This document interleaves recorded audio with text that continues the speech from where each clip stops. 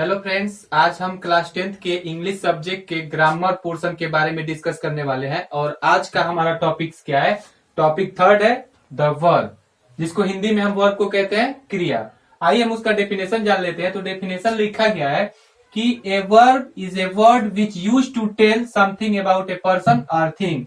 इसको हिंदी में भी लिखा गया है कि क्रिया एक ऐसा शब्द है जिसे किसी कार्य का होना या करना पाया जाता है। फिर से पढ़ लेते हैं कि क्रिया एक ऐसा शब्द है जिससे किसी कार्य का होना या करना पाया जाता है। एक एग्जांपल लेते हैं हम यहाँ पे कि राम इज प्लेइंग क्रिकेट। ये एक सेंटेंस आपको दिया गया है। इसमें हमको वर्ब देखना है कि मतलब वर्ब क्या है और कैसे क्रिया का होना या करना पाया जाता है। तो राम हमारा क्या है? सब्जेक्ट है। ये हमारा लिंकिंग वर्ब है, ये हमारा मेन वर्ब है और ये हमारा ऑब्जेक्ट है। कहने का मतलब Ram is playing cricket. Ram cricket खेल रहा है। तो क्या कर रहा है? खेल रहा है। प्लेइंग हमारा वर्ब होगा। इससे हमको ये पता चलता है कि अगर किसी सेंटेंस में कोई किसी कार्य का होना या करना पाया जाए तो उसे हम क्या कहते हैं? वर्ब कहते हैं। काइंड्स ऑफ वर्ब देख लेते हैं। तो यहाँ पे हमने लिखा है कि there are two kinds of verb. Verb के मुख्यतः कई पार्ट्स होते हैं, लेकिन केवल हमको क्लास 10th में हमको केवल दो वर्ब पढ़ने हैं, जिसमें पहला है ट्रांजिटिव वर्ब, दूसरा है इंट्रांजिटिव वर्ब, जिसको हिंदी में कहते हैं सकर्मक क्रिया और दूसरे को कहते हैं अकर्मक क्रिया। हमको क्लास 10th में केवल इन्हीं दो वर्ब को स्पेशली पढ़ना है। तो पहला है ट्रांजिटिव वर्ब। इसका डेफिनेशन हम देख लेते हैं कि आखिर ट्रांजिटिव वर्ब किसको कहते हैं। तो a verb that needs an object to make complete sense is called transitive verb.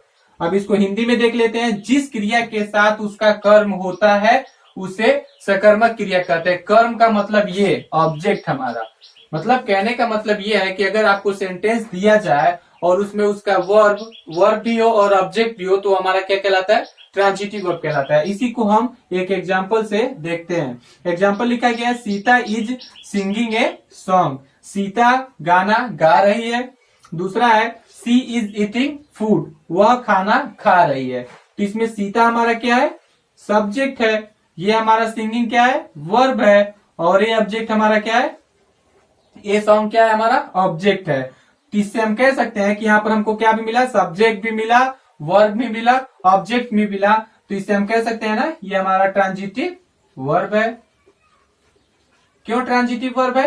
क्योंकि इन दोनों में, इसमें भी सब्जेक्ट है, ये सब्जेक्ट है, ये दोनों हमारे वर्ब हैं और ये हमारा क्या है? ऑब्जेक्ट है। क्यों हमारा ये दोनों उदाहरण एग्जाम्पल हमारा क्यों ट्रांजिटिव वर्ब है? इसलिए है कि इस सेंटेंस में हमारा सब्जेक्ट के साथ साथ वर्ब भी है और वर्ब के होने के साथ साथ उसका दोनों का ऑब्जेक्ट भी है, इसलिए हमारा ट्रांजिटिव वर्ब कहलाएगा। इसमें ए सॉन्ग हमारा ऑब्जेक्ट है, इसमें हमारा फूड ऑब्जेक्ट है। तो इन दोनों सेंटेंस में हमारा वर्ब के साथ उसका ऑब्जेक्ट है, इसलिए हमारा सेंटेंस ट्रांजिटिव वर्ब कहलाएगा।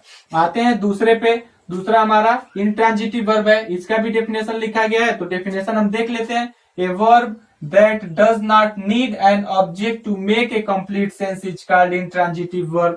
इसको हिंदी में देख लेते हैं। जिस क्रिया के साथ उसका कर्म नहीं होता है उसे हम कहते हैं अकर्मक क्रिया। एग्जाम्पल दिया गया है सी ईट्स और ही ड्रिंक्स। वह खाती है, वह पीता है। इसमें क्या खाती है? कुछ नहीं दिया गया है। मतलब कहने का मतलब ईट्स जो हमारा वर्ब है, वर्ब के आगे कोई ऑब्जेक्ट न होने के कारण ये दोनों सेंटेंस हमारा इंट्रांजिटिव वर्ब कहलाएगा। अब इसको एक ट्रिक से समझते हैं कि अगर हम किसी क्रिया के साथ क्रिया के पहले वाट लगा दें, जैसे इसमें हमारा क्या था? सिंगिंग। इसमें हमारा सिंगिंग था। अगर सिंगिंग के पहले हम वाट लगा दें तो मतलब कहने का मतलब क्या होगा?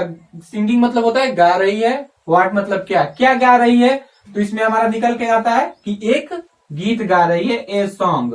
अगर वाट लगा देने से क्रिया के साथ कोई ऑब्जेक्ट निकल कर आता है तो उसे हम ट्रांजिटिव वर्ब कहते हैं। इसी तरह इसमें अगर ईट्स हमारा जो है वर्ब है, ईट्स के पहले हम अगर वाट लगा दें, वाट तो इसमें हो जाएगा क्या खाती है, तो इसमें कुछ निकल कर नहीं आता है, इसलिए ये क्रिया हमारी क्या कहलाएगी, इंट्रांजिटिव वर्ब कहलाएगी।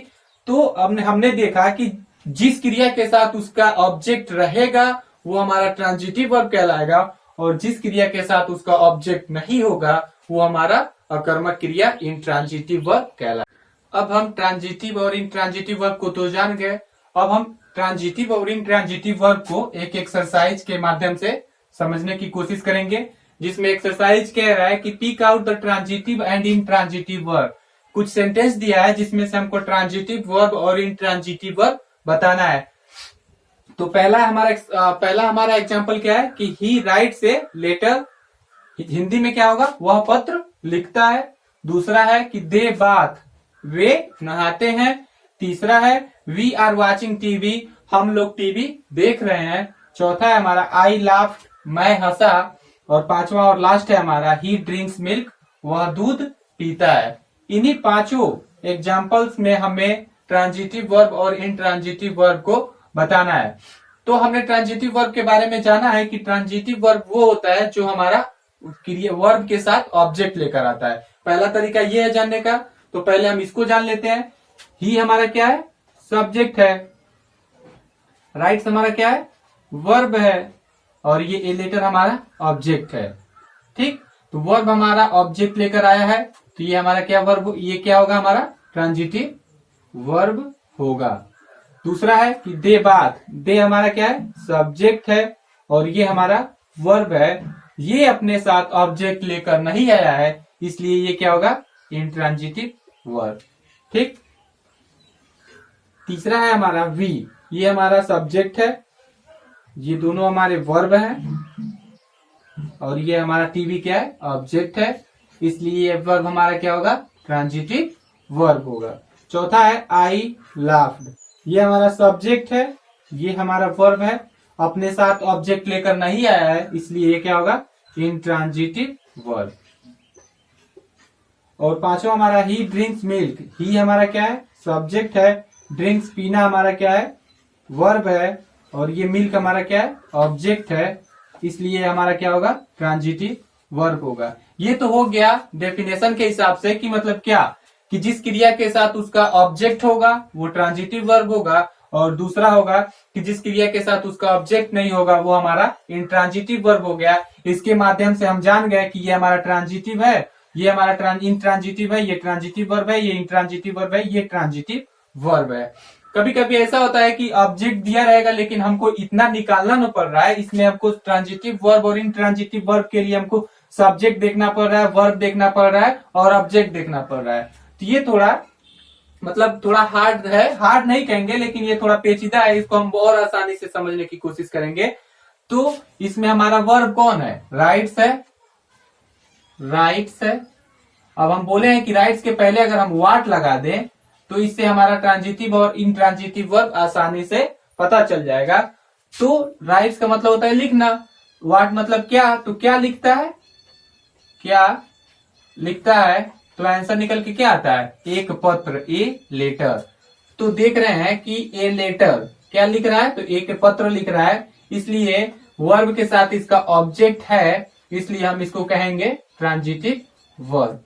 ठीक, और दूसरा इसी तरह देख लेते हैं बात, वो बात के पहले हम वाट लगा दें, बात, बात मतलब होता है नहाना, और क्या मतलब, वाट मतलब क्या, तो क्या नहाना, कहाँ नहाना, कुछ नहीं दिया है, तो इसलिए हम इसको कहेंगे इंट्रांजिटिव वर्ब। इसमें हमारा क्या है, वाचिंग वर्ब है, वाचिंग लिख लेते हैं।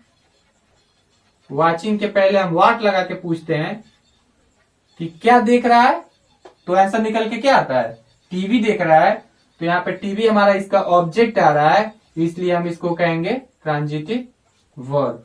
तीसरा हमारा है कि लाफ्ड, इसमें चौथा है, लाफ्ड हमारा वर्ब है, लाफ्ड लिख देते हैं, इसके पहले वाट लगाकर पूछते हैं, तो वाट लाफ, क्या हंसा, किस पर हंसा, कुछ नहीं, इसमें किसी भी बात का जिक्र नहीं किया गया है, इसलिए इसका ऑब्जेक्ट न होने के कारण इसको हम कहेंगे इंट्रांजिटिव वर्ब। लास्ट हमारा क्या है, ड्रिंक्स, ड्रिंक्स इसमें हमारा वर्ब है, तो ड्रिंक्स के पहले अगर हम वाट लगा दें और वर्ब से पूछें कि क्या पी रहा है, तो आंसर निकल के आता है मिल्क पी रहा है। तो इसमें इसका ऑब्जेक्ट है, इसलिए हमारा ये क्या होगा, ट्रांजिटिव वर्ब। हमने दो तरह से जाना, एक तो ट्रिक्स के माध्यम से कि हम वर्ब में व्हाट लगा के पहले और उससे पूछे तो हमारा ऑब्जेक्ट निकल कर आएगा, तो उससे हम ट्रांजिटिव कहेंगे। अगर निकल कर नहीं आता है तो वो वर्ब हमारा क्या होगा, इनट्रांजिटिव वर्ब होगा। और दूसरा तरीका ये था कि जिस वर्ब के साथ उसका ऑब्जेक्ट होगा वो ट्रांजिटिव कहलाएगा, और जिस वर्ब के साथ उसका ऑब्जेक्ट नहीं होगा वो हमारा इंट्रांजिटिव वर्ब कहलाएगा।